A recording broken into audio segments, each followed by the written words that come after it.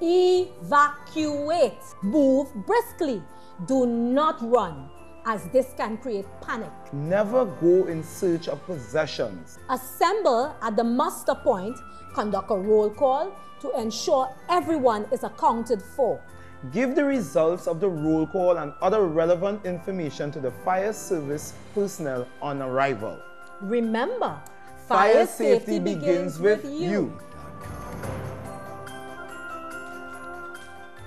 All right, we came in from the break with fire in your wire, and we do not want fire in your wires because it is Fire Prevention Week, which runs from the 4th of October to the 10th.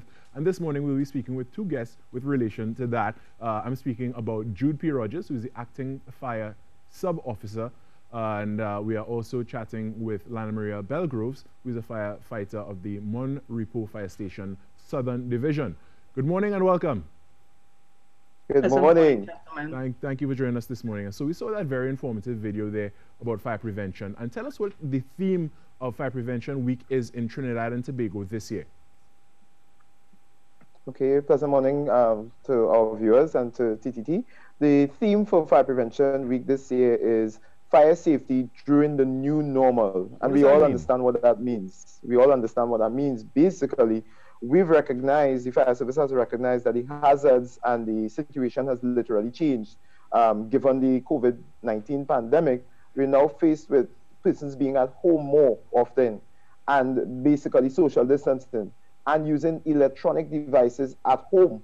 All right, so that in itself increases the risk, definitely with the batteries that are in some of the devices that we use and the potential for heat to be developed and a fire to start. What are some of the things we need to be a little more mindful of, Lana Maria, when it comes to fires in the home? Good morning, everyone. Well, we need to be mindful that fires in the home account for approximately 80% of fires that take place across the country, which means that this is a big figure, which means that 8 in every 10 fires is a residential fire. We have to take into consideration that children are at home now. Some of them are unsupervised because parents are working. They are using increased electronic devices as indicated by Officer Rogers. And so we need to give them more supervision. We need to prepare them. We need to tell them, teach them about fire.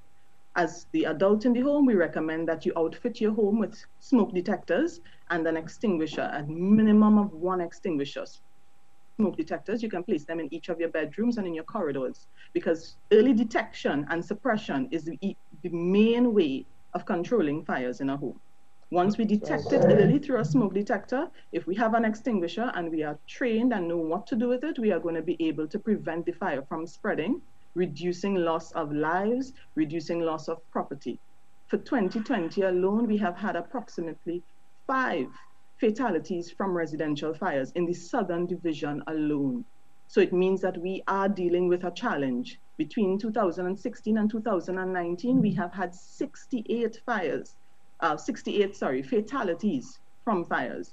Wow. So it's really important that we teach the children who are at home. It's really important that as parents, we educate ourselves on what we are supposed to do. Have an evacuation plan for your home. Tell them this is what we are going to do in the event of an emergency. Have another way out, because they are at home full time. Whether we are there or we are not there, the children are at home full time due to the new normal that we are living in. Yes. And Jude, just to get your view on it as well, what are some of the things that we can do in the home to make the home more fire safe? All right, so definitely, as Lana would have alluded to, we're looking at, first of all, being able to detect fires in the early stages. But let me just touch on a particular point, and especially where it comes to the homes as well. Behavior is what we want to change. We want persons to be aware, and we want behaviors to change. Most people believe that it cannot happen to them. Just think about how many homes. Right now, we're focused on security. We don't want the bandits to get in. However, we have people building homes with burglar proofing. We also have certain types of materials that continue to support fire. And we're saying, pay attention to these details. Burglar proofs should have a fire escape window. You should have the ability to unlock that and to be able to exit through that window. If you're building your homes with burglar proofing and you are securing yourselves and you cannot get out, then you're going to create a problem for your own self. So in most cases, it is thinking about the process, thinking about what we can do to be safe. And the fire service is here to offer that advice.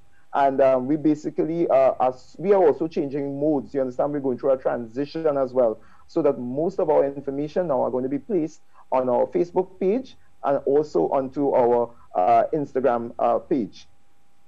Now, just to add another level to this, you know, sometimes when fires happen during the night when, you know, the family is sleeping, that can be one of the most risky situations. Is there anything that anybody could do if actually placed in that situation in the middle of the night? Definitely. Okay, so we have to understand the anatomy of a fire, and basically, it is in some way, it seems that fires really do only occur in the dead of night. You notice, you see it, just recently we had a major fire in Point Fortin, only yesterday, $3.6 million in losses, all right, a commercial fire. And that fire took place at night. Now, as Lana said, if you do not have a detector or fire alarm system, you're literally depending on your own body clock to wake you up, or when you discover the smoke. That is precious time, all right? An evacuation drill, really and truly, in the average home, should take 2.5 minutes maximum. And that is from being aware of the situation to getting to your muster point. So the advice from the fire service is, we literally do not go back into your building to get anything else. We want to focus on getting out. And much of the time is spent spinning around trying to figure out what is going on, and instead of understanding that we need to call the fire service immediately on 990. And that is something that I cannot stress enough on, because most people, you know, we grew up on cable TV and so forth, so people are going to dial 911, they're going to dial all sorts of numbers. Right. But the number for the fire service is 990. And I'm sure if you talk to any of the children in schools, most of the time your child will remind you of the number, because they have been taught that in schools through our outreach programs. Right. And Lana Maria, before we go, what are some of the things that the Fire Service of Trinidad and Tobago and Fire Prevention is doing as pertains to Fire Week here in Trinidad and Tobago? Well, this week, again, due to the new normal, we are doing everything virtually and online. So we have some videos that are going to be released later on this week that you can take in on social media, in addition to the videos that we already have on our Facebook pages. We have a poster competition for the children of fire officers between the ages of 5 and 16, where they are required to do posters or paintings depicting fire prevention in the home. All right.